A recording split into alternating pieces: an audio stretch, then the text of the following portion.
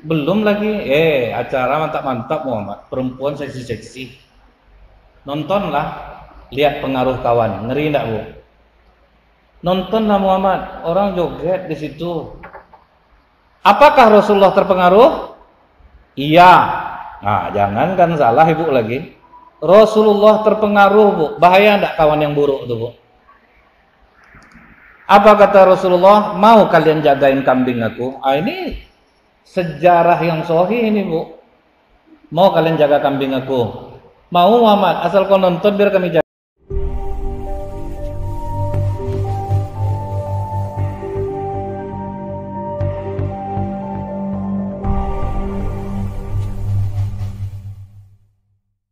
A'udzubillahi minasyaitonirrajim. Bismillahirrahmanirrahim. Assalamualaikum warahmatullahi wabarakatuh.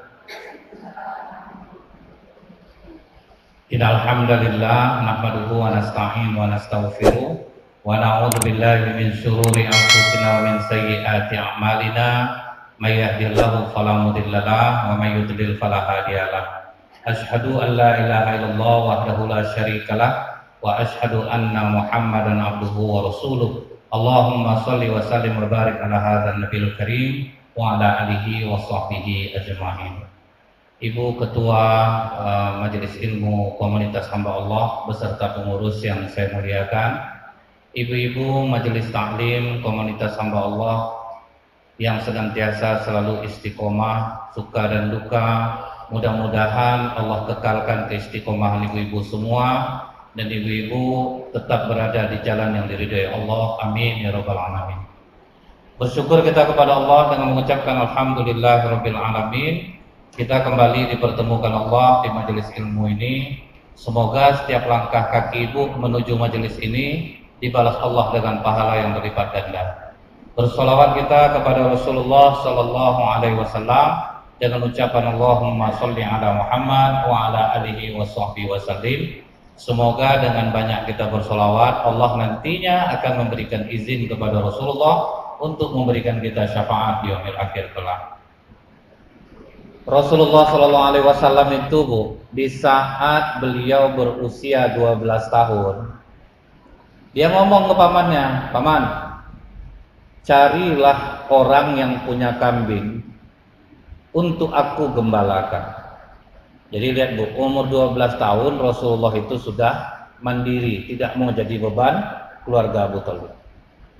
Kata Abu Thalib, untuk apa kau bekerja Muhammad? Sementara kita ada yang dimakan, susu ada yang diminum. Tidak paman, aku ingin bekerja. Karena kerasnya hati Rasulullah untuk bekerja, maka pamannya mencarikan majikan yang baik mulutnya. Nah, jadi Bu ya, yang dicari oleh Abu Thalib itu orang majikan yang baik mulutnya. Jadi ini yang harus kita pahami, kalau ibu menjadi bos, usahakan jadi bos yang baik lisannya. Karena kadang Bu ya, digaji betul orang besar, tapi habis kita maki-maki Bu, nggak enak dia makan duit itu Bu. Sampai ada umum orang mengatakan separuh gaji aku ini uang maki-maki katanya kan Bu ya. Tapi orang digaji kecil, tapi dibikin dia nyaman, dia mau loh Bu.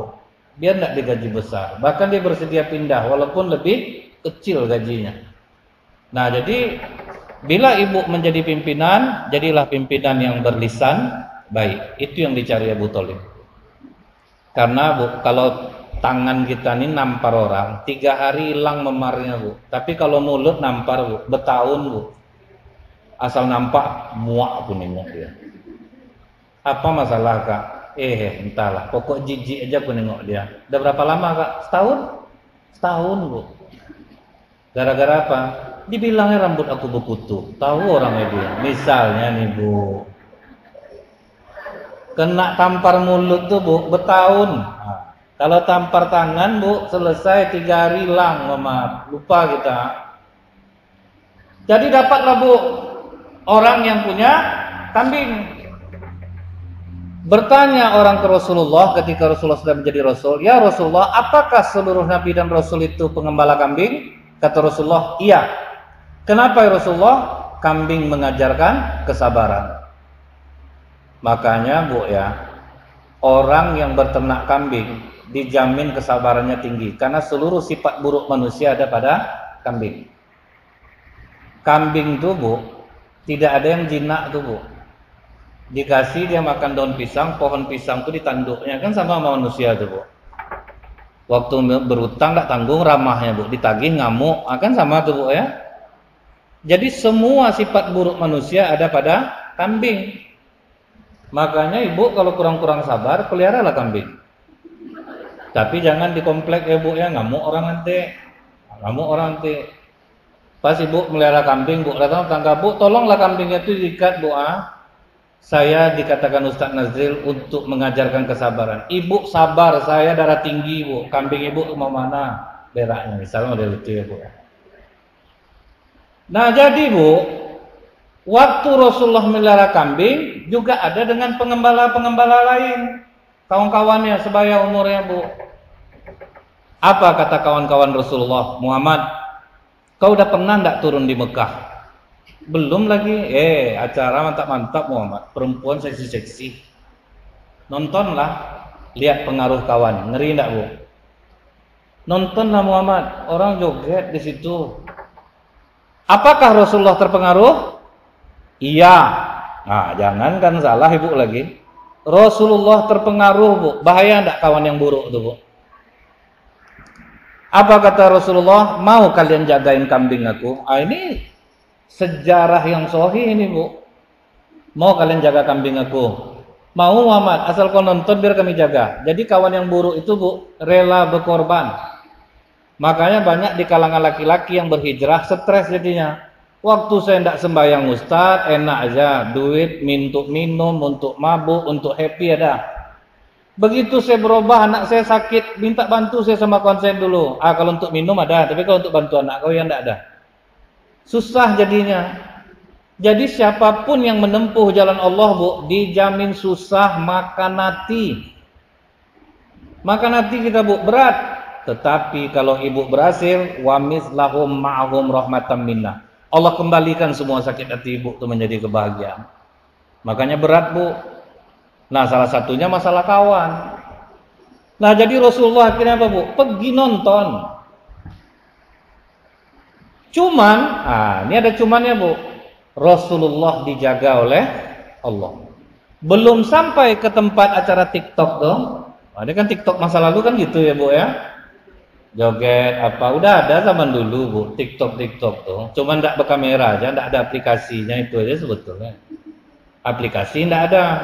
Kalau joget apa yang kita lihat sekarang nih Bu, semua ada di masa lalu. Ibu tahu enggak kota Nabi yang ditenggelamkan, yang diketemukan? Ada diskotiknya loh Bu. Bayangkan tuh ribuan tahun yang lalu. Apa yang kita sekarang udah ada di zaman dulu Bu. Cuman kita mau menyalin yang baik atau yang buruk. Ini TikTok pada zaman Rasulullah itu tiap malam. Jadi Bu, belum sampai Rasulullah ke tempat acara tari-tarian dan nyanyi-nyanyian itu, tertidurlah Rasulullah. Dikantukkan oleh Allah. Jadi ngantuk itu rahmat loh Bu. Ibu kalau malam main HP, nonton TV, ngantuk itu rahmat Allah. Jangan ibu bikin kopi. Nih ngantuk betul, mata bikin kopi loh. Malah dilawan, malah itu rahmat Bu. Jadi jangan dilawan, itulah rezeki dari Allah dikasih kantuk. Ibu duduk di pengajian mudah ngantuk kan Bu, itu rahmat dari Allah. Sedangkan di rumah aja udah di atas tempat tidur nggak bisa kita tidur Bu. Ini duduk bisa kita tidur, kan enak tuh Bu. Jadi ibu payah-payah tidur datang ke pengajian Bu. Mudah ibu tidur. Karena saya tidak menyalahkan itu, kenapa Bu ya? Karena apa kata Rasulullah, malaikat mengepakkan sayapnya kepada orang yang hadir di majelis ilmu. Jadi saking damainya hati itu bisa tertidur. Bisa kita tertidur dibuatnya Bu. Macam hari Jumat tuh ngapa laki-laki kantuk betul Bu, duduk. Bukan iblis itu, rahmat Allah datang, saking enaknya hati dia. Tidur dia sedang duduk. Orang tidur duduk, uduknya tidak batal Bu, karena dia dijamin tidak kentut. Karena kentut itu membutuhkan angkatan sedikit Bu. Jadi misalnya diangkat baru bunyi dia. Tidak percaya Ibu, cobalah kalau tidak percayanya. Bisa Ibu terkentut dalam keadaan duduk seperti ini? Tidak akan bisa, kecuali Ibu angkat sedikit. Nah kemudian Bu, Tertidur Rasulullah, udah bangun dah siang hari. Balik Rasulullah ke tempat kawan-kawannya balik. Gimana Muhammad? Mantap kan? Kata Rasulullah, apa yang mantap? Belum sampai aku situ udah tertidur aku. Coba sekali lagi Muhammad. Itu kawan tuh Bu ya. Kawan yang membawa kepada keburukan. Dia enak Bu, tidak ada ndaknya. Sesuatu yang sudah bertahun-tahun kita alami, yang sudah kita anggap biasa. Begitu kita belajar agama, waduh, masa ini tidak boleh, itu tidak boleh, apa pula salahnya? Kan sakit hati kita menahannya tuh Bu ya. Aduh ini payah ini. Nah, gitu juga Bu. Zaman dulu tuh seperti itu juga, susah meninggalkan kebiasaan. Akhirnya apa Bu? Kau pergi lagi Muhammad, kami jaga lagi kambing kau. Akhirnya pergi balik Rasulullah Bu. Tetap sama dengan yang pertama, tertidur. Apa yang menyebabkan Rasulullah itu dijaga oleh Allah selain dia seorang nabi Bu? Dia orang yang gemar bersilaturahim. Bersilaturahim ini dalam kebaikan ya Bu ya. Macam ibu bertemu ini nih Bu ya. Jadi kalau orang gemar bersilaturahim, jauh dari jin buruk Bu. Kemudian suka bersedekah, ibu sudah suka bersedekah. Tidak tanggung-tanggung sedekah yang ibu gelontorkan. Itu tuh sudah bisa dijaga Allah untuk melembutkan hati ibu. Karena waktu Rasulullah kepanikan Bu, waktu dia berjumpa Jibril pertama kali, apa kata Ummul Mukminin Khadijah? Aku yakin dia suamiku bahwa yang menemuimu itu bukan setan, bukan pula jin, tapi malaikat yang mulia. Karena kau orang yang gemar bersilaturahim, kau membantu orang yang susah, kau angkatkan beban orang yang berat. Nah itulah 3 amalan supaya tidak kerasukan jin. Dan itu udah ibu lakukan. Ibu gemar bersilaturahim untuk yang baik-baik nih Bu ya. Reuni itu masih berbahaya tuh Bu. Itu ada juga bahayanya. Takut CLBK nanti Bu, cinta lama bersemi kembali. Itu bahayanya kalau reuni silaturahminya subhat Bu. Karena takut nanti terjadi hal-hal yang diinginkan. Nah itu yang ditakutkan Bu. Kemudian Bu, begitu Rasulullah nonton lagi, tertidur lagi, disitulah Rasulullah berprinsip Bu. Mulai saat ini aku berhenti jadi pengembala kambing. Jadi artinya apa Bu? Kalaulah kawan kita rasanya akan membahayakan iman kita, dunia dan akhirat, tidak berteman jauh lebih baik. Maka Rasulullah memutuskan untuk berhenti menjadi pengembala kambing. Putuskan. Diputus dia Bu, karena kawan ini pengaruhnya besar. Lain halnya begini Bu, ibu orang baik, datang orang jahat berkawan sama ibu, itu dia mau ikut ibu. Cuman kalau ibu baik, berkawan dengan orang jahat, ibu yang terbawa, itu udah pasti, karena ibu yang mau berkawan sama dia. Contoh nih Bu ya, saya waktu tinggal di Limbungan, ada dukun yang ditakuti orang di daerah Pengambang, saya tidak sebut namanya, orang masih hidup sampai sekarang. Terkenal ilmu sihirnya tinggi Bu, tapi dia yang mau berkawan sama saya, beda Bu. Dia yang datang ke rumah setiap hari, macam mana cara membuang susu Ustaz. Saya ini banyak betul dalam tubuh saya ini. Itu orang mau baik. Tapi kalau sempat saya yang berkawan sama dia, saya pasti belajar ilmu sihir. Nah, itu bedanya Bu ya. Ibu suntuk-suntuk, ya udahlah berkawan aja lah balik. Akhirnya ibu terbawa. Membersihkan iman yang sudah ada itu Bu, repot loh Bu. Kita aja renovasi rumah, merehab jauh lebih besar biayanya daripada membuat rumah. Maintenance-nya itu yang mahal Bu. Jadi apa pesan Allah dalam surat At-Taubah Bu? A'udzubillahi minasyaitonirrajim. Ya ayyuhalladzina amanu taqullaha wa kunu ma'as shadiqin. Hai orang-orang yang beriman, takutlah engkau kepada Allah dan hendaklah kamu bersama orang-orang yang benar. Itu sudah dipesankan Allah Bu. Ibu disuruh Allah dulu bertakwa, takut melanggar perintah Allah. Apa yang kepatutan bagi kita? Itu yang harus kita jalankan. Aku ini sebagai seorang istri, aku sebagai seorang muslimah, gaya aku ini mewakili dari diri aku. Aku harus pandai-pandai membawa diri. Itu namanya takwa Bu. Kalau berbicara dengan laki-laki, aku tidak boleh terlalu ramah melentik-lentik. ngomongnya tegas-tegas saja, sedikit ramah tapi tegas gitu. Seperti dulu pernah saya contohkan, misalnya orang bertanya sama ibu, di mana Jalan Sudirman? Naik aja dari atas nih Pak, keluar parkiran, lurus saja Bapak ke situ. Nanti langsung mentok Sudirman tuh. Itu namanya ramah tapi tegas. Jangan pula ibu mengamek-ngamek, Bapak keluar dari parkiran ini kan Pak, naik ke atas sana, sampai di situ Bapak belok kiri, hati-hati loh Pak, nanti apa enggak berdentang jantung Bapak, itu dibuatnya. Gaya ibu mewakili diri ibu. Saya jujur bu, pernah saya pakai baju kos oblong, dikomplain sama jamaah. Bayangin, padahal saya di luar loh bu.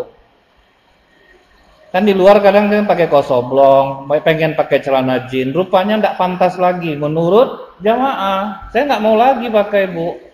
Karena rupanya begitu, apa-apa yang boleh itu, apa-apa yang wajar, ternyata ketika kita sudah ada di satu tempat yang sudah dianggap orang mulia, kita nggak boleh lagi seperti itu. Nah itu bu, jadi memang berat. Masa gitu aja nggak boleh, ini aja nggak boleh, memang berat. Cuman untuk menguatkan itu, apa pesan Allah? Tetaplah kalian bersama orang yang benar. Makanya kita tuh bu ya, datang orang bilang, dalam Islam kan kita tidak boleh memilih-milih kawan. Rasulullah milih bu, Allah yang nyuruh memilih nih. Tetaplah engkau dengan orang yang benar. Jadi kalau orang-orang nggak benar menurut tatanan pergaulan, menurut tatanan syariat, jangan membersamai dia, apapun resikonya gitu. Jangan bersama dengan dia. Gitu. Nah jadi misalnya gini nih, dia kita udah tahu dia orang nggak benar, udah tabiatnya seperti itu. Allah sudah suruh jauhi dia. Nah kita pengen dekat juga. Kita suka apa namanya bu? Mengandalkan kecerdasan kita. Nggak apa-apalah. Mana tahu besok dia berubah. Nggak bisa bu. Orang kalau memang udah habit dia tidak akan bisa berubah. Khatamallahu ala qulubihim. Allah sudah mencap hatinya. Jadi nggak bisa bu. Jadi makanya untuk menolong hijrah ibu ini, carilah kawan-kawan yang benar. Jangan sampai kawan-kawan yang masih menghalalkan sesuatu yang rasanya tidak pantas gitu bu. Kalau rasanya memang tidak pantas menurut timbangan syariat, menurut keumuman, itu kebiasaan masyarakat, itu mohon dijauhi. Sedangkan dalam keadaan benar aja bu, Imam Ahmad bin Hambal, ulama besar, imam mazhab. Jadi dia pernah sholat maghrib di suatu kampung.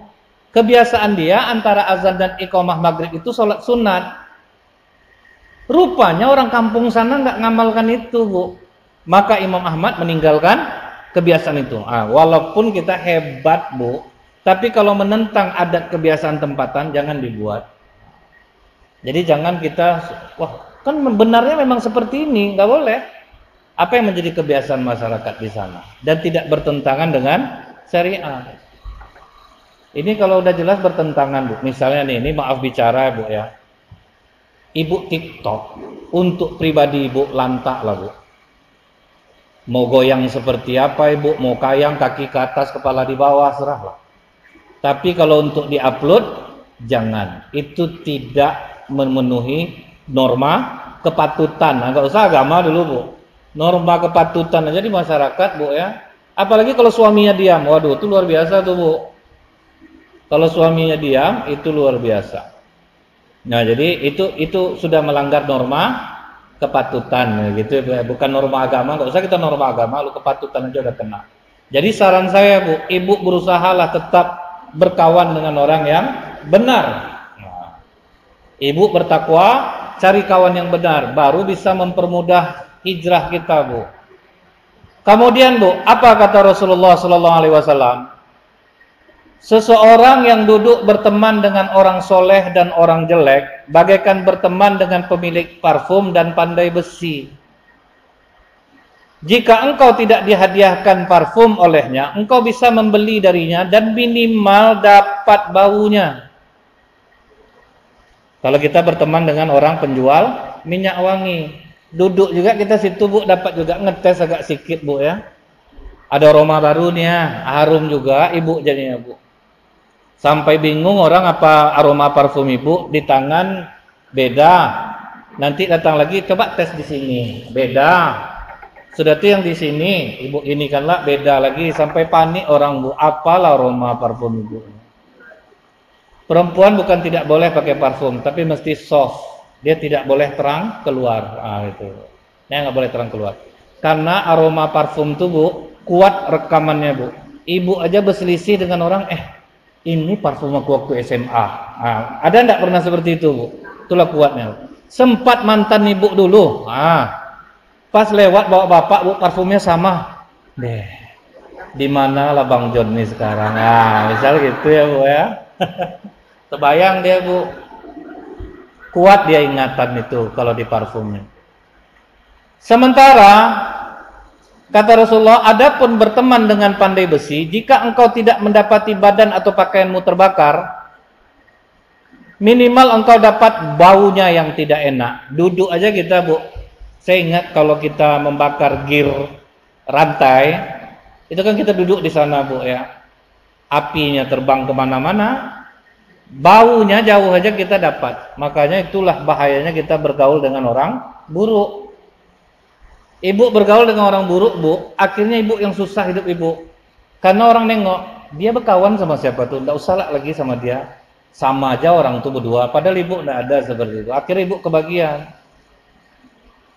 Saya ingat dulu bu ya, dia berkawan dengan bandar narkoba. Dipinjamnya topi bandar narkoba nih, dia yang kena tangkap bu, pakai topinya aja, dia yang kena. Paling tidak polisi gali informasi dari dia, karena dia kawannya, kan susah kita ini kan bu. Jadi ini kayak pinjaman-pinjaman online bu. Kawan ibu yang meminjam, ibu yang diteleponnya, betul nggak? Ibu udah dijadikannya jaminan, tolonglah bayar. Ibu nggak ngapa-ngapa, ibu akhirnya yang menanggung, repot jadinya. Nah jadi ini yang harus kita pahami. Nah itu bu ya. Jadi sudah jelas bahwa pesan Rasulullah, kalau kita bergaul itu memang tinggalkan apa yang membuat kita enak di masa lalu yang tidak diridhoi oleh Allah. Saya jujur bu, saya suka betul menyanyi ini. Dulu, sampai tahun 94, saya menjadi vokalis terbaik Festival Musik Kampus se-Sumatera di Undri bu. Kalau ibu yang sezaman sama saya, mau hobi nyanyi bu. Cuman lambat laun saya bukan mengharamkan nyanyi. Tambah ilmu, tambah ilmu, tambah ilmu. Pelan-pelan itu dibantu Allah ninggalinnya bu. Cuman dengan cara apa? Tinggalin dulu gaul kita yang tadi. Gaul kita yang tadi ditinggalkan. Kadang ada masih teman-teman, Pak, saya sekali datanglah gabung, lihat kami latihan. Oh iya nanti saya datang. Saya nggak datang. Saya tidak mengharamkan itu. Yang penting saya dulu saya beresin gitu. Contohnya nih bu ya, kenapa nyanyi itu bisa menimbulkan kemunafikan? Gitu. Kadang kalimatnya cobalah ibu bayangkan. Tanpamu tiadalah arti hidupku. Apa ndak cemburu Allah bu? Separuh nafasku ada bersama, pantas ngap dia bu. Asal susah kita jadinya gitu bu. Kan banyak ndak bu? Syair-syair itu yang akhirnya kita menyekutukan Allah jadinya. Lebih baik aku mati saja bila kau tinggalkan aku. Kan ngeri itu bu ya. Ngeri-ngeri bu. Nah jadi ini itu bahayanya, karena kecuali bu saya nih bim salah bim jadi seperti ini, oke, kita sama-sama di lapangan bu, kita semua punya masa lalu, semua kita punya masa lalu. Jadi bagaimana dulu kita berhentinya? Salah satunya adalah hentikan dulu kita berteman dengan orang-orang yang mengasikkan kita, yang tidak bagus. Saya heran, ayah saya marah dulu bu, saya pulang bawa piala, ngamuk dia. Ke masjid yang dekat tak tertempuh sama di kau. Kau pergi nyanyi sana nyanyi sini. Situ saya heran, apa pula salahnya menyanyi? Ibu kalau duduk main gitar sama saya betah ibu bu. Karena memang saya suka main gitar. Cuma sangat sudah lama berusaha untuk tidak. Cuma kadang-kadang nengok terpetik juga bu. Kadang-kadang tengok terpetik juga. Saya tidak mengharamkan itu. Cuman bu, kemungkinan hati kita dilengahkan itu besar. Hati kita dilengahkan itu udah pasti besar. Dan ingat bu, saya pernah cerita sama ibu. Profesor Dr. Masaru Emoto itu orang Jepang beragama Shinto. Dia suruh orang baca Quran, dibukanya air mineral ini. Coba baca Al-Quran di sini. Kemudian dia jepret dengan kamera elektron berkecepatan tinggi. Ternyata kristal air itu membentuk bunga segi 5 dia, Bu. Disuruh baca terus. Di antara bunga segi 5 itu muncul 6 tangkai. Disuruhnya orang nyanyi. Coba nyanyi di sini. Ternyata reaksinya sama, Bu. Makanya sama-sama bikin nyantai. Cuman karena nyanyi berirama berbeda, akhirnya orang sibuk menyanyi daripada mengaji. Kapan mengaji bisa seperti itu, Bu? Jika ibu tartil.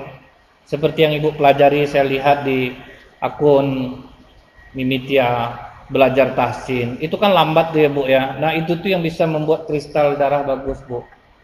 Tapi kalau itu nggak bisa, Bu. Itu nggak bisa.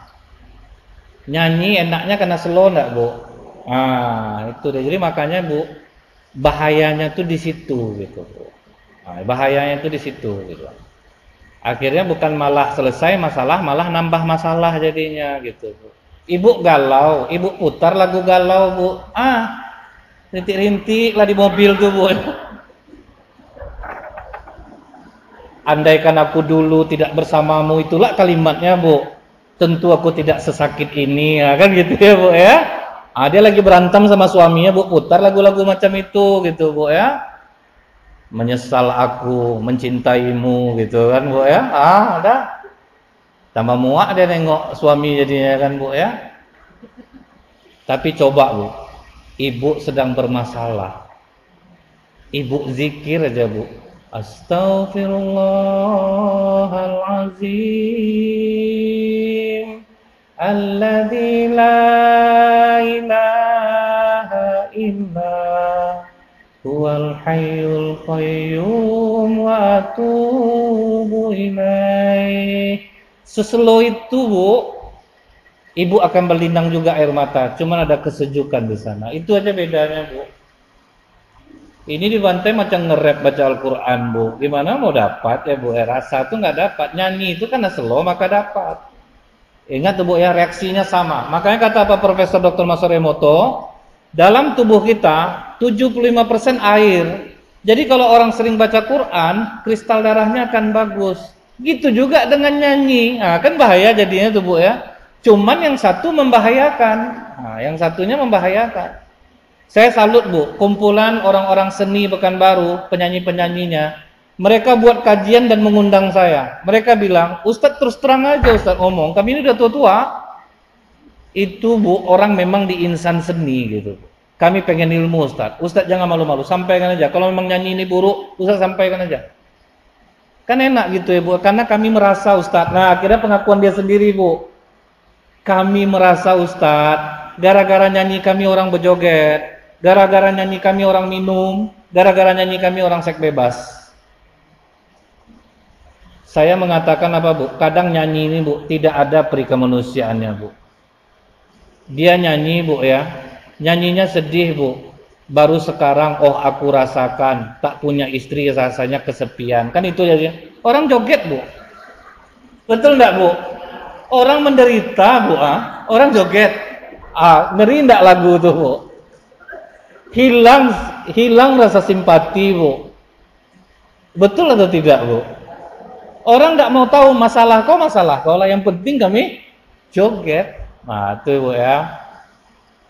Kemudian, Bu, apa kata Ibnu Hajar Al-Asqalani rahimahullah? Hadis ini, hadis masalah penjual wewangian dan parfum pandai besi tadi, menunjukkan larangan berteman dengan orang-orang yang dapat merusak agama dan dunia. Jadi ini sudah final, Bu. Kita dilarang berkawan dengan orang yang bisa merusak agama, bisa merusak dunia. Itu udah jelas gitu, Bu ya. Jadi, Bu, siap-siapkan mental, Bu. Aku bakal tidak bisa menikmati lagi kebersamaan karena, Bu, orang-orang yang rusak ini orangnya asik rata-rata, Bu. Orangnya asik. Kadang sering jadi contoh sama orang, bergaul kita sama orang taat ustadz, kaku. Muak duduk dengan dia tuh nggak nyambung. Kan gitu ya Bu ya. Tidak semua orang taat yang nggak nyambung tuh Bu. Ibu akan ketemu kok dengan orang taat nyambung. Contohnya Bu ya, ada orang datang ke ulama, Syekh, uang saya uang haram, saya ini mau ikut kurban, boleh atau tidak? Kata yang ulama ini, enggak, itu haram dan tetap haram. Pergi dia ke ulama satu, Pak, uang saya uang haram, saya mau ikut kurban, boleh Pak? Boleh, kata ulama yang satu lagi. Kata ulama itu enggak boleh, hati dia lebih bersih daripada aku. Itu hebatnya ulama Bu. Hati ulama yang itu tuh lebih bersih. Kalau aku masih kotor, aku masih nerima kok. Ayo, kau ikut korban. Jadi tidak selamanya Bu, dia ada yang kaku, ada yang fleksibel, ada yang enak diajak ngobrol, ada yang nggak enak. Contohnya Bu, kalau di Indonesia nih, Gus Miftah misalnya itu Bu ya. Kemudian Gus Baha. Itu santai Bu gitu. Nah, jadi kita ini nih jangan gara-gara satu terus semuanya. Kalau bergaul di sini nih enak, dia enak tapi merusak, itu jauh lebih bahaya loh Bu. Sama dengan doa seorang ulama, ya Allah, berikan aku penderitaan, asal penderitaan itu membuat aku dekat denganmu. Itu Bu ya. Jangan kau berikan aku kenikmatan jika kenikmatan itu membuat aku jauh darimu. Jadi ukurannya itu Bu, biarlah menderita asal tetap berada di jalan Allah, daripada kita nikmat tapi membawa kita kepada keburukan. Jadi apa kata para ulama Bu? Para ulama menasihati, pandangan seorang mukmin kepada mukmin yang lain akan mengilapkan hati. Ibu sedang bermasalah, ibu cari kawan ibu yang solehah Bu, kuat dia, berusaha istiqomah di jalan Allah, itu bisa mengilapkan hati ibu. Saya punya teman Bu, tawaduknya luar biasa. Jadi setiap kali saya ada masalah, saya ketemu dia Bu, itu sudah menyejukkan hati. Memang kalau untuk ketawadukan saya bergurunya sama dia. Lolos lah Bu dengan segala penderitaan, tapi tetap senyum, tidak pernah mengeluh, kesolehannya bertambah. Jadi asal berjumpa saya langsung ngomong sama dia, saya peluk dia. Syukur saya ketemu saya. Lunak hati saya jadi kalau hati keras tuh Bu ya, ketemu aja itu sudah bikin hati adem. Ini ketemu dia bermasalah kita dibuatnya Bu, nengok mukanya aja Bu, ingat duit kita jadinya. Kan rusak kita dibuatnya itu kan Bu ya. Jadi kalau ibu sedang bermasalah, cari kawan yang baik, yang soleha, ibu memandang dia kilap hati ibu. Kenapa memandang dia kilap hati ibu Bu? Karena auranya keluar dari hati, jadi sejuk. Jadi apa kata para ulama Bu? Orang-orang soleh dahulu kalau kurang semangat dan tidak tegar dalam ibadah, mereka mendatangi orang soleh lainnya. Misalnya nih Bu, saya udah turun nih sholat sunatnya, baca Qur'annya udah turun. Nah kita cari orang yang rajin baca Qur'an. Ada satu Bu, dia orang Mesir, ngajar di Mandua. Itu kalau saya ketemu dia Bu, semangat baca Quran jadi tinggi. Kenapa Bu? Dia nggak pernah megang HP. Di tangannya hanya Quran. Jadi duduk sama dia ngobrol, sama kita tuh ngobrol Bu, cuma Quran ini nggak pernah lepas. Lepas bicara langsung Al-Quran. Jadi caranya itu Bu, di mana kita lemah, cari kawan kita yang kuat di amalan itu. Ibu udah mulai turun sholat sunnah ibu cari siapa kawan ibu yang kuat sholat sunnah. Dengan cerita sama dia bersemangat kita balik Bu. Jadi itu tugas kita tuh mencari orang yang bisa menguatkan iman kita. Abdullah bin Mubarak mengatakan, jika kami memandang Fudail bin Iyad, kalau para ulama dulu Bu, kalau kami pandang Fudail bin Iyad, langsung hilang rasa cinta dunia kami. Kalau saya Bu, lagi kepengen sesuatu duniawi, saya ingat aja UAS Bu, selesai masalah saya. Nggak usah jumpa UAS lagi. Saya ingat UAS dengan kehidupannya Bu, selesai cinta dunia ustaz-ustaznya Bu. Betul atau tidak Bu? Ibu tahu enggak, UAS itu untuk membuat rumah berapa miliar pun mampu dia Bu. Mau beli mobil semewah apapun mampu dia. Sedangkan ustadz-ustadz yang jauh di bawah UAS, ceramahnya Bu ya, bisa bikin rumah 24 M loh Bu. UAS, Ibu lihat rumahnya seperti apa? Biasa saja. Jadi ketika macam-macam saya nih Bu ya, terbesit keinginan duniawi, saya ingat UAS dengan cara menonton video beliau. Tonton video beliau, nampak wajahnya, itu udah bisa menurunkan keinginan duniawi. Jadi saya sarankan ustadz-ustadz kalau lagi ada keinginan duniawi tinggi, ingat aja UAS. Karena memang dia contoh nyata yang ada di dekat kita Bu, gitu. Dengan harta yang banyak, tetapi tetap memilih hidup sederhana. Bukan sedikit orang ngasih Bu, sekali ceramah 100 juta, 50, ini bukan fitnah loh, bukan hoax. 50 juta, 40 juta kali 5 jadwal satu hari, berapa ratus juta Bu. Tapi lihat rumah beliau, kehidupan beliau, kemana uangnya dipergikannya, uang YouTube beliau semuanya disumbangkan. Kan bisa menurunkan keinginan duniawi. Kalau kata Imam Ibnul Qayyim Al-Jauzi, jika kami ditimpa perasaan gundah gulana dalam diri kami, prasangka buruk, ketika kami merasakan sempit menjalani hidup, kami segera mendatangi Ibnu Taimiyah. Didatanginya gurunya Bu. Kalau macam orang Bang Reo Kepri Syariah, kami Ustadz kalau sedang tidak enak jiwa, kami pergi ke tempat Ustadz Hanafi. Senang kami berada di YTWU itu Ustadz, karena Ustadz-Ustadznya low profile semuanya. Keluar pakai sarung pun oke juga. Jadi hilang saling membangga-banggakan jam tangan, tas, baju, pakaian. Ngumpul sama Ustadz-Ustadz di YTWU, berkain sarung oke. Jadi tidak ada merasa tinggi satu dengan yang lainnya. Kadang kita terduduk itu lah Bu, tertengok juga kami sekawan Bu, lain lah jatuh bahannya. Jadi susah kita jadinya Bu, kalau itu yang kita tengok. Pas datang gitu Bu, ditengoknya sepatu Bu. Ini 3 juta, 5 juta. Terpaksa lah jauh-jauh ditaruhnya sendalnya Bu. Jangan. Jadi itu Bu, cari orang yang bisa menguatkan hati kita. Kemudian Bu, apa kata Rasulullah? Al-mar'u ala dini khalilih, falyanzur ahadukum mayyukhalil. Seseorang akan mencocoki kebiasaan teman karibnya. Itu Bu. Ibu berteman dengan orang rajin sholat, mau tak mau ikut enggak Bu? Nih saya bukti ya Bu ya. Saya punya teman tidak mau sholat. Jadi dia misalnya datang jam 11 ke tempat saya Bu. Pas masuk waktu zuhur, saya tidak ngajak dia sholat. Saya bikinkan dia kopi panas, bukan hangat Bu. Saya bikinkan dia kopi panas. Karena saya mau ke masjid. Pak, ini kopi, minum dulu. Saya mau ke masjid. Saya tidak perlu mendakwahi dia dengan mengajak dia sholat. Cukup di hari ketiga, Ustadz saya ikut sholat. Selesai enggak Bu? Jadi kadang tidak selamanya kita dengan mulut mendakwahi orang Bu. Kadang kita pandai, kadang enggak.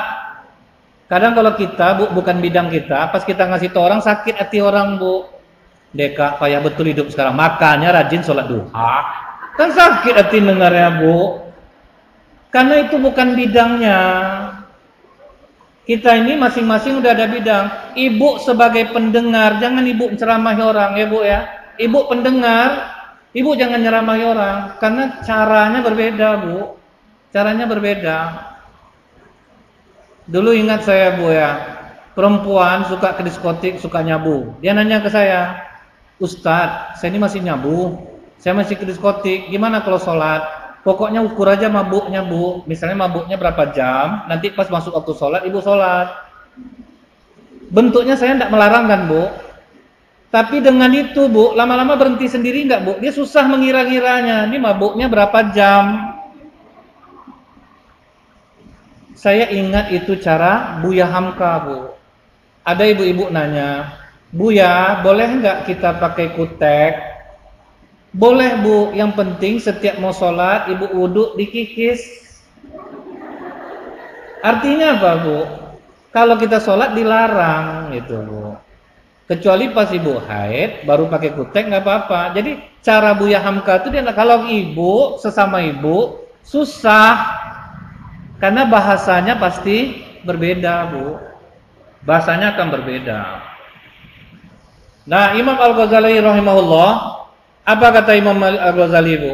Bersahabat dan bergaul dengan orang yang pelit akan mengakibatkan kita tertular pelitnya. Misalnya Bu mau buat baik, aku mau ngasih orang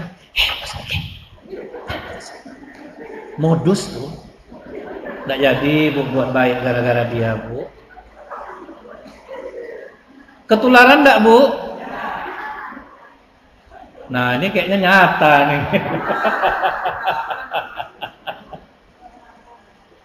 Jadi dia ketularan Bu. Makanya kata Rasulullah tadi, perhatikan siapa yang menjadi teman kalian, karena dia akan mempengaruhi. Maka kata Imam Al-Ghazali, bersahabat dengan orang pelit akan menularkan pelitnya. Udah niat baik ibu nih Bu, kita besok makan-makan ya Bu ya, saya yang traktir. Kak, sah lagi Kak. Tuh apalah diajak makan, kalau ngajak makan mie goreng aja lah kasih. Rencananya ndak tadi Bu, udang galah, rendang. Ndak jadi, sempit rezeki orangnya dia Bu. Mau sedekah nggak bisa, dilarangnya terus. Nah, itu ketularan. Tapi kalau ibu bergaul sama orang dermawan, ketularan nggak Bu dermawannya? Ketika ibu melihat dia dan kehidupan dia jadinya, akhirnya kita pengen Bu. Kita pengen kayak dia jadinya. Dia nggak hitung-hitungan kalau membantu orang. Saya ada berteman Bu dengan bapak pengusaha yang nggak pernah dendam nolongin orang Bu, nggak pernah bayar. Bayangin sama ibu tuh. Tapi tidak pernah jerah. Pak Haji, listrik saya belum bayar. Nggak pakai token. Nggak Pak Haji, berapa? 2,5 juta. Udah saya bantu. Tapi dibayar ya. Ya, rupanya gara-gara nggak bayar utang takut ke masjid dia Bu. Dicariin sama bapak tuh Bu. Kau ngapa nggak ke masjid? Segan Pak Haji, nggak bisa bayar utang. Kalau utang yang membuat kau jauh dari masjid, aku lunaskan utang kau ke masjid. Nah besok orang yang sama minjam lagi Bu, dikasih lagi. Kalau kita tuh Bu, kata kijang lah awak mungkin. Awak lah mau diolah ya. Bahasa sehari-hari saya nih Bu. Ya Bu ya. Awak pula lah tuh cerita, muak aku nengok dia tuh Kak. Kata bodoh kita mungkin ya Kak ya. Aku kalau sekali oke lah. Ada talak saya sama jahat lah akan Bu berdua. Iya tuh betul tuh, aku muak juga nengok dia.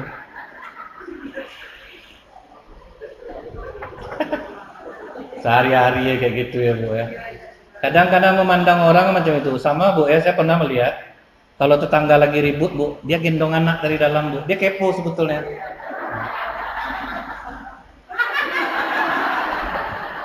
Terasa Bu. Nah tuh Bu. Jadi kalau bersahabat dengan orang zuhud, ibu ikut zuhud. Jadi nyaman nanti ibu Bu. Ketika ibu sedang cinta-cinta sama dunia, ibu duduk dengan orang zuhud Bu, yang dia berpandangan dunia ini biasa aja apa. Ibu jadi ikutan loh Bu. Jadi dia bisa menularkan. Kawan baik akan menular. Kawan sama orang buruk, nular keburukannya. Paling tidak gaya-gayanya terbawa, betul enggak Bu?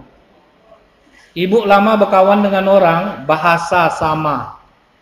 Wajah hampir sama-sama mirip jadinya Bu. Entah di mana letaknya lah, mirip-mirip sendiri dia. Mirip aja dia sendiri. Nah, betul atau tidak Bu? Ikut loh Bu. Ikut dia Bu. Nah, ini pesan Allah dalam surah Al-Kahfi 28 Bu. Wasbir nafsaka ma'al ladzina yad'una rabbahum bil ghadati wal 'ashiyyi yuriduna wajuha. Dan bersabarlah kamu bersama orang-orang yang menyeru Tuhannya di pagi dan senja hari dengan mengharapkan wajahnya. Artinya apa Bu? Berkawan dengan orang yang tak kepada Allah itu banyak yang tertahan-tahan. Makanya kata Allah, bersabarlah kalian dengannya. Ibu tahu enggak surah Al-Kahfi ini Bu? Pemuda-pemuda Al-Kahfi itu Bu, orang-orang cerdas dan kaya-kaya. Dia berada di belakang Raja Dikianius. Jumlahnya 6 orang. Tamlika, Miksalmina, Mikaslimina, Martelius, Kalitus, Sidanius. 6 pemuda Ashabul Kahfi ini yang memutuskan segala perkara yang sudah dirapatkan. Jadi waktu Raja Dicanius mengaku dirinya Tuhan, yang 6 ini tidak terima, Bu. Sedangkan masalah dia kita yang menyelesaikan, dialah ngaku Tuhan. Itulah asbabun nuzul tentang Ashabul Kahfi ini. Akhirnya mereka rapat di rumah Tamlika.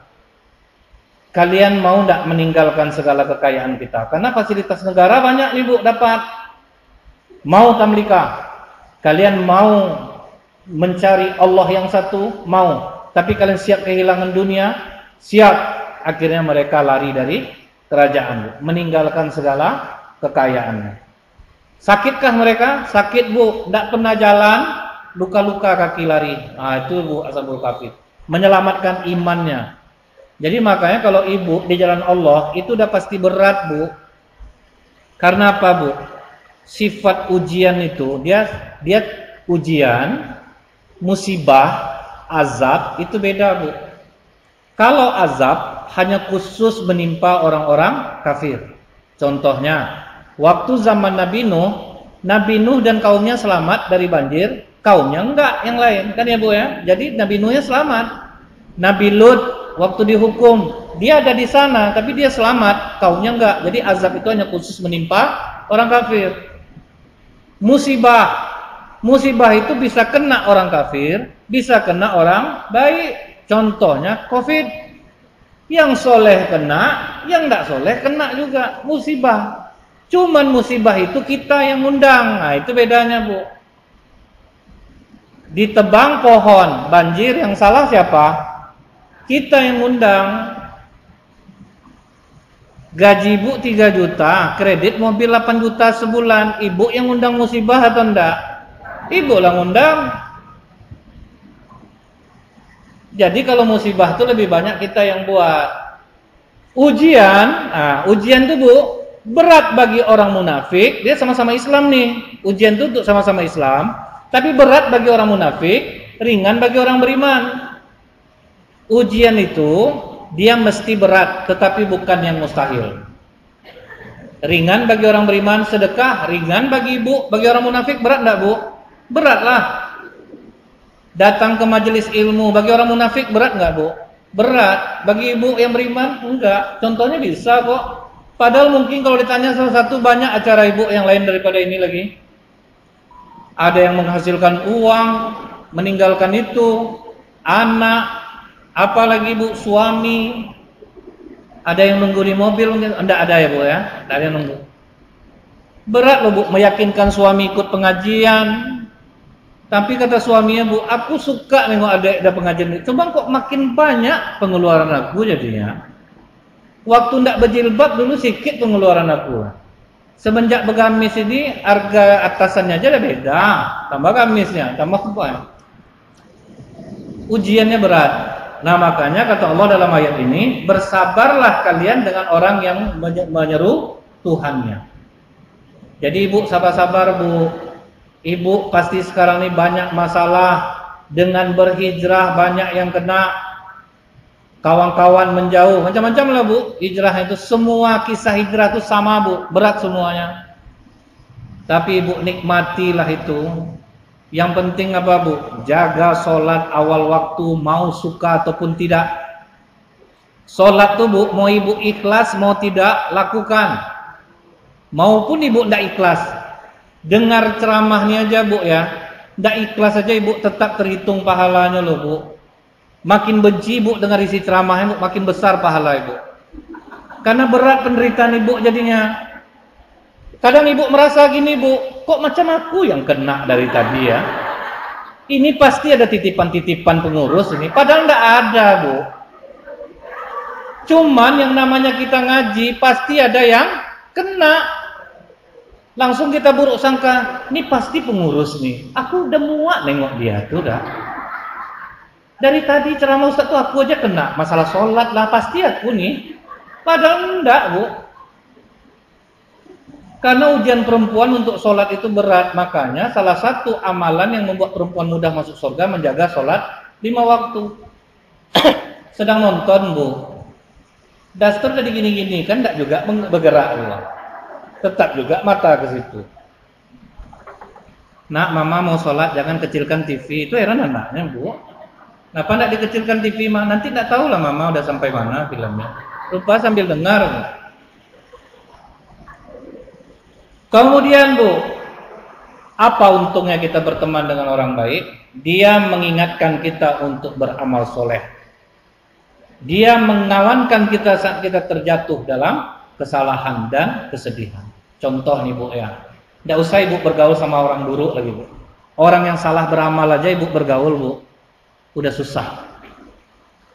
Persahabatan antara Abu Darda dan Salman Al-Farisi. Abu Darda ini ibu tahu, saking taatnya tidak nyentuh istri, Bu.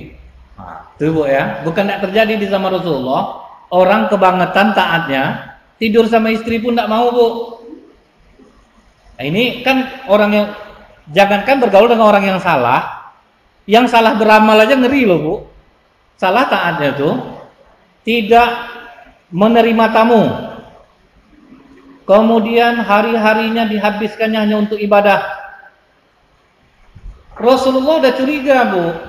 Kok Ummu Darda enggak pegaya lagi? Biasa rajin juga pergi facial, Bu, kan? Peeling apa? Ini enggak ada lagi. Kalau orang dulunya pegaya terus enggak kan jadi tanda tanya ya, Bu, ya. Kok risau betul hati kakak tuh sekarang, dulu pegaya dia. Sekarang enggak lagi. Nah, Ummu Darda itu terjadi. Kenapa, Bu? Sampai Rasulullah aja tahu gitu, Bu. Suami kau di mana? Di rumah, kenapa tidak dandan?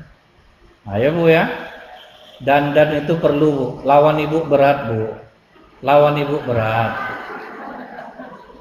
Jangan ibu menyalahkan nanti suami melirik perempuan lain, sementara ibu tidak introspeksi diri.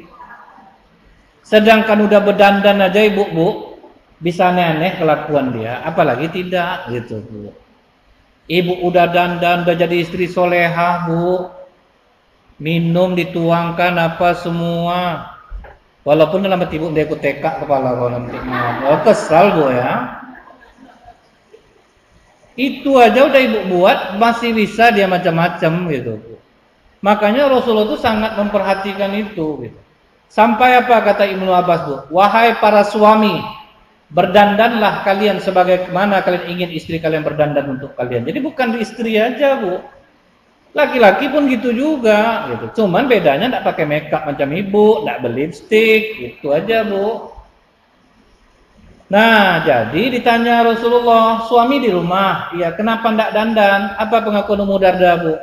Suamiku tidak butuh ranjang pengantinnya lagi. Oh, nyambung Rasulullah, Bu.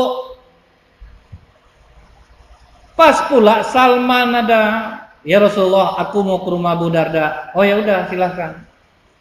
Pergi Salman ke rumah Abu Darda. Salman, ayo masuk. Dia mau nerima, Bu, karena dia dipersaudarakan oleh Rasulullah. Jadi ini bukan tamu, saudara yang datang. Kan dulu cara Rasulullah waktu hijrah dipersaudarakan, Bu. Orang Muhajirin dan Ansor. Makanlah Salman, aku hari ini sedang puasa. Kata Salman, kau berarti tidak menghargai aku. Aku tamu. Kau suruh aku makan, kau enggak. Aku enggak mau, kalau kau enggak makan, aku enggak makan. Akhirnya dibatalkannya puasanya, Bu. Kau ganggu aku ibadah, kata Abu Darda. Kemudian, Bu, pas malam mau tidur, aku sholat dulu. Tidurlah dulu, nanti sholatnya. Dia taatnya kelewatan, Bu.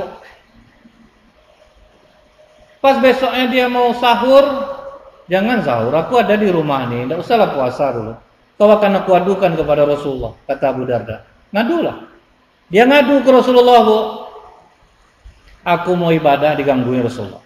Puasa, aku membatalkan puasa aku jadinya. Sudah itu tidur disuruhnya aku tidur sama istri aku mau ibadah malam itu. Maka apa kata Rasulullah, Bu? Inna li rabbika 'alaika haqqo. Sesungguhnya bagi Rabbmu ada hak Allah yang harus kau penuhi. Wali nafsika 'alaika haqqo. Bagi dirimu ada hak juga. Jadi jangan hak Allah aja. Kau taat, kau perhatikan juga diri kau. Wala ahlika 'alaika haq. Bagi keluargamu juga ada hak. Jadi jangan kau gara-gara taat tidak kau acuhkan istri kau, tidak kau acuhkan anak-anak kau. Fa'ati kulladzi haqqi haqqah. maka penuhilah hak masing-masing itu. Artinya apa, Bu?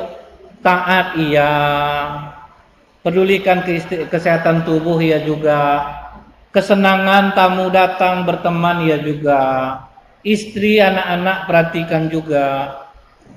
Syukur ndak Abu Darda punya kawan Salman, Bu, bisa meluruskan dia di saat dia salah. Itu taat, Bu. Kawan yang taat aja bisa salah. Jadi kalau ibu berteman dengan orang baik, dia akan ingatkan ibu ketika ibu salah. Itu yang kawan tuh, Bu. Cuman kita terbalik, yang mengiyakan kesalahan kita itu yang kawan. Misalnya, Bu, ibu mau menggunjing orang, datang kawan nasihati, nggak usah macam itu, kita udah sering pengajian. Semua kita ini punya kekurangan, Kak. Aib kita juga banyak besar. Muak aku nengok kau nih, alim-alim nggak tentu arah aja. Aku sama siapa tuh bercerita enak kami, berulang-ulang kami minum tuh jadinya. Sama kau mati langsung ngobrolan, nggak enak, Bu. Patah langsung. Betul ya, Bu? Nggak enak, Bu. Cuman itu yang kawan, suatu saat ibu akan tahu. Saya punya teman, Bu, sampai nggak bisa makan mau diperiksa kejaksaan. Dia datang ke rumah saya, Bu, ya. Ustaz, saya udah 3 hari nggak mau makan, Ustaz. Kawankan saya makan, Ustaz, biar saya mau makan. Saya kawankan lah, waktu itu Pendowo masih ada di Tengkumar. Makan di sana, hari baru saya makan, Ustaz, ceritalah. Ustaz nasihati saya jangan ada masalah, emang saya salah ini. Saya mau diperiksa, Ustaz. Paling tidak saya tahulah bagaimana cara menguatkan iman saya. Udah, Bu, akhirnya selesai masalah dia, Bu. Nah, selesai masalah dia kembali lagi seperti biasa mendapatkan rezeki. Jadi waktu itu saya nasihati dia lagi, Pak, Bapak udah lolos, jangan diulang lagi. Bagus Bapak berada di jalan. Pengeluaran saya ini udah besar, Ustaz. Nggak bisa Ustaz gitu kan. Ustaz kan nggak di posisi saya. Muak dia nengok saya, Bu. Nggak mau dia berteman lagi sama saya. Karena saya menasihati dia. Saya berteman sama Bapak, sebanyak apapun duit Bapak, pernah nggak saya memanfaatkan Bapak? Makan saya yang traktir.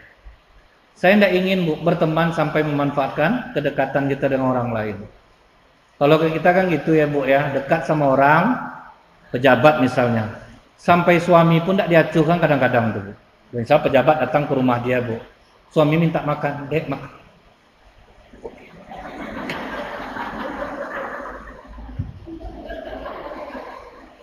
Berarti ya nih. Sampai tidak bisa suaminya, Bu, dibuat kan. Jangan kita dekat sama orang, kewajiban kita lupakan itu, Bu. Bertemanlah dengan orang, manfaatkanlah sesuatu yang tidak merugikan dia. Dia tidak apa dimanfaatkan, Bu, tapi jangan yang merugikan dia, yang membahayakan dia, jangan. Nah, akhirnya dia tersadar, Bu, udah di penjara baru nelpon saya. Udah setahun dia masuk penjara. Di teleponnya saya nangis-nangis, Bu. Ustaz, saya OTT. Operasi tangkap tangan. Jadi Bapak sekarang di mana? Itulah Ustaz, nyesal saya. Enggak, iya kata Ustaz, sampai saya tidak mau berteman sama Ustaz. Benci dia nengok saya, Bu. Karena memang iya, Bu, kalau kita nasihati pasti orang benci, Bu. Itu udah jelas. Kadang membantah-bantah kita jadinya kan, Bu. Bukan gitu, dia gini sebetulnya Ustaz. Ustaz aja yang enggak tahu. Ayah coba begini ya, Bu. Udah Ustaz, enggak bisa. Karena apa? Kita ingin ketika berteman itu kita dibenarkan. Nah, itu salahnya, Bu. Maka saya salut dengan nasihat dari Syekh Al-Hadrami. Hati-hati dengan jamaah. Hati-hati dengan pengikut. Karena kebanyakan dia ingin tindakan dia dibenarkan. Saya ingat dulu, Bu, ya. Suami cerita tentang rumah tangganya. Pasti dia ingin dia yang benar. Sebagai suami Ustaz, kurang apa saya lagi Ustaz? Kurang ajar udah, apa udah semua. Menurut dia benar, betul kan, Bu? Dia tuh ingin dibenarkan. Akhirnya cara saya apa, Bu? Bapak benar. Iya, Bapak benar. Cerita lagi dia, Bu. Betul, Bapak benar. Kan senang hatinya tuh, Bu. Pergi dia. Istrinya lah cerita lagi, Bu. Suami saya tuh, Ibu benar. Ibu benar. Datang orang bertanya, Bu. Suami cerita tadi benar enggak? Kata Ustaz. Istri cerita benar, kau pun benar, kau benar juga. Jadi kayak gitu kita jawab lagi Bu, dia tidak juga akan didengarnya. Banyak pengikut jamaah itu, dia ingin dia yang betul. Makanya harus hati-hati. Harus hati-hati dengan pengikut, itu harus hati-hati. Kemudian Bu, kawan yang baik, dia akan mendoakan kita dalam kebaikan. Nah, itu Bu ya, itu untungnya kita berteman dengan orang baik. Dari Safwan bin Abdullah bin Safwan, istrinya Ad-Darda binti Abi Darda, beliau mengatakan, aku ketika tiba di negeri Syam, jumpa dengan seseorang, kemudian dia katakan kepadaku, tolong doakan aku. Jadi kita ini harus selalu minta doa kepada orang-orang baik Bu. Doakan saya ya Bu ya, doakan saya. Karena kalau orang baik pasti dia doanya baik. Maka kita harus tahu nih Bu teman, jangan semua ibu minta Kak doakan ya Kak ya, suami aku naik jabatan, takutnya dia iri sama ibu. Ibu tahu enggak Bu ya, tidak selamanya kawan mendengarkan nikmat ibu itu dia senang Bu. Makanya hati-hati menceritakan tentang kenikmatan. Kecuali ibu ada solusinya. Misalnya gini Bu, ibu habis cerita kenikmatan, suami aku tuh aneh ya. Aku kan dikirimin uang 5 juta, disuruh nghabiskan 1 hari, gimana coba?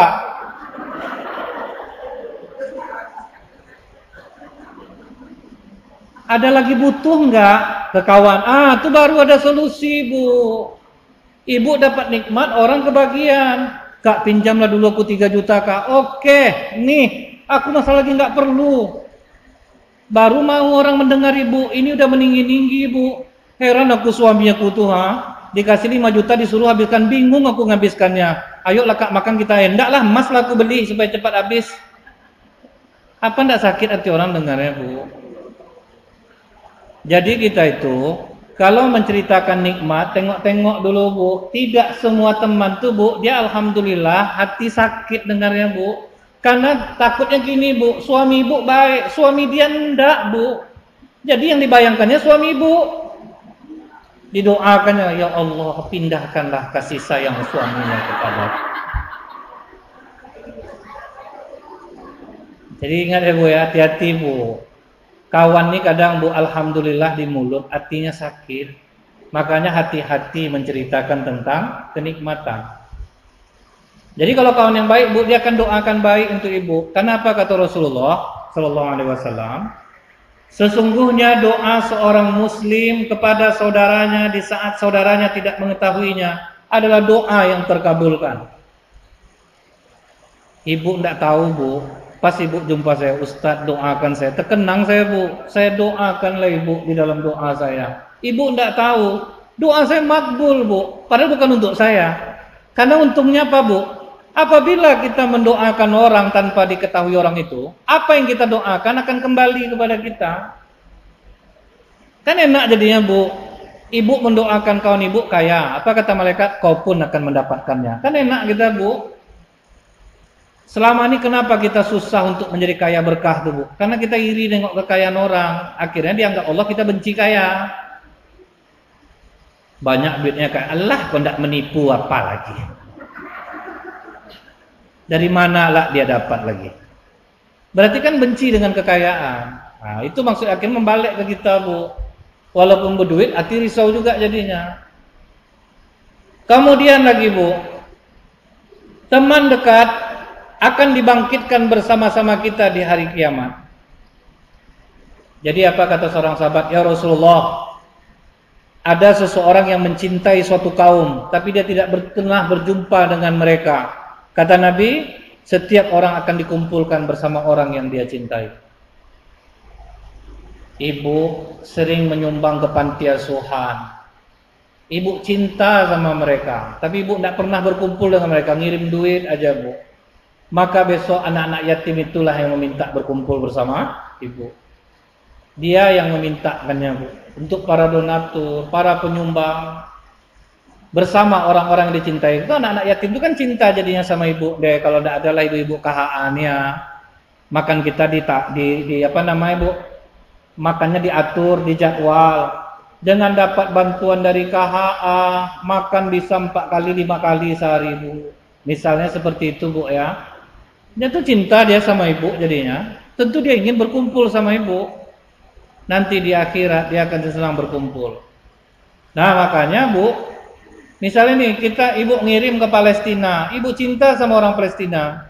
Mereka itu mujahid Islam, kita cinta sama dia, kita bisa bakal berkumpul dengan mereka. Nah, itu enaknya saling mencintai karena Allah ini Bu. Kemudian lagi Bu, apa pesan Rasulullah? La tusahib illa mu'minan wala ya'kulu ta'amaka illa taqi. Janganlah engkau bergaul kecuali dengan seorang mukmin. Mukmin itu Bu, lahir batinnya itu muslim. Mulut sama hati itu sama. Jadi kita dianjurkan bergaul dengan orang seperti itu Bu. Tidak telunjuk lurus kelingking bekait. Nah, itu istilah orang ya Bu ya. Telunjuk lurus kelingking bekait. Hati di dalam beda, di luar beda. Dia ngajak makan Bu. Kakak makanlah kak. Dalam hati ini pasti 2 ngambil rendang. Pasti 2 nih ngambil rendang. Udah datang kawan itu. Kak enggak apa ngambil 2? Enggak apa-apa, makan aja lah. Padahal dalam hati ini tadi berbeda Bu. Ada mengalami ini.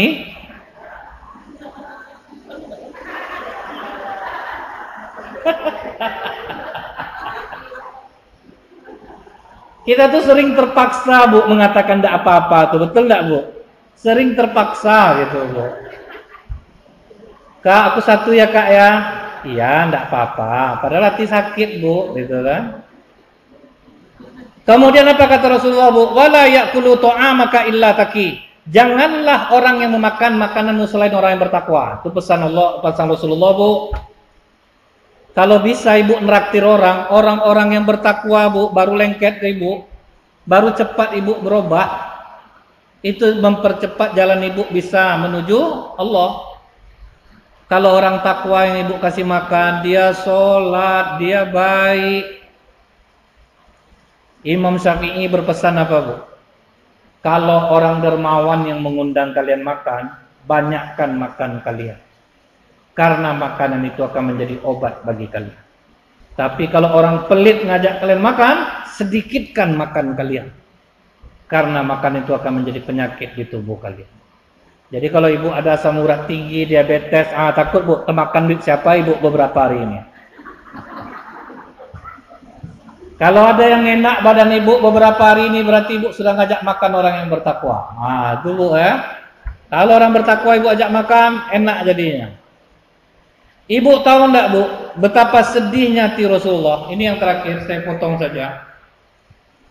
Paman Rasulullah Abu Thalib Bu, membela Islam, merawat Rasulullah dari kecil, ikut masang badan terhadap Islam sampai rela kelaparan 3 tahun untuk Islam. Tapi begitu dia mau wafat Bu, apa kata Rasulullah kepada pamannya? Ayyu am, qul la ilaha illallah, kalimatun hujjah indallah. Paman ucapkan kalimat la ilaha illallah, itu akan menjadi hujah bagiku untuk memintakan ampun kepada Allah. Datang kawannya Abu Jahal. Tidak usah kau ucapkan itu Abu Thalib. Apakah kau tidak malu meninggalkan agama kita yang lebih tua daripada agama Muhammad? Akhirnya Abu Thalib memalingkan kepalanya. Tidak jadi bersyahadat. Akibat apa tadi Bu? Berkawan dengan orang buruk. Jadi itulah Bu, sepahit apapun sekarang tahan-tahan diri Bu. Jangan sia-siakan amal ibu yang udah banyak. Amal ibu udah banyak Bu. Sedekah ibu puluhan juta tiap bulan. Jangan ibu hanguskan dengan berteman dengan orang buruk. Biarlah ibu disisihkan. Biarlah dianggap sombong. Daripada berteman akan menghancurkan dunia dan akhirat kita. Mudah-mudahan ini bermanfaat. Subhanakallahumma bihamdika asyhadu an la ilaha illa anta astaghfiruka wa atubu ilaik. Kita tutup dengan doa. A'udzu billahi as-sami'il 'alim minasy syaithanir rajim. Bismillahirrahmanirrahim. Alhamdulillahi hamdan yu'affi ni'amahu wa yukafi'u mazidah. Ya Rabbana lakal hamdu kama yanbaghi li jalali wajhikal karim wa 'azimi sultanik. Allahumma salli ala sayyidina Muhammad salatan tunjina biha min jami'il ahwali wal afat وتبدل لنا بها جميع الحاجات وتطهرنا بها من جميع السيئات وترفعنا بها عندك أعلى درجات وتبلغنا بها أقصى الغايات من جميع الخيرات في الحياة وبعد الممات إنك سميع قريب مجيب الدعوات ويقضي الحاجات يا مجيب السائلين يا رب العالمين. اللهم اغفر لنا ذنوبنا ولوالدينا وارحمهما كما ربيانا صغيرا. اللهم اغفر للمسلمين والمسلمات والمؤمنين والمؤمنات الأحياء منهم والأموات إنك على كل شيء قدير. ربنا ظلمنا أنفسنا وإن لم تغفر لنا وترحمنا لنكونن من الخاسرين. اللهم اهدنا لأحسن الأخلاق فإنه لا يهدي لأحسنها إلا أنت واصرف عنا سيئها فإنه لا يصرف سيئها إلا أنت. اللهم انقلنا من الشقاوة إلى السعادة ومن النار إلى الجنة ومن العذاب إلى الرحمة ومن الذنوب إلى المغفرة ومن الإساءة إلى اللسان ومن الخوف إلى الأمان ومن الفقر إلى الغنى ومن الذل إلى العز ومن المحنة إلى الكرامة. ربنا آتنا في الدنيا حسنة وفي الآخرة حسنة وقنا عذاب النار. وصلى الله على سيدنا محمد والحمد لله رب العالمين. Assalamualaikum warahmatullahi wabarakatuh.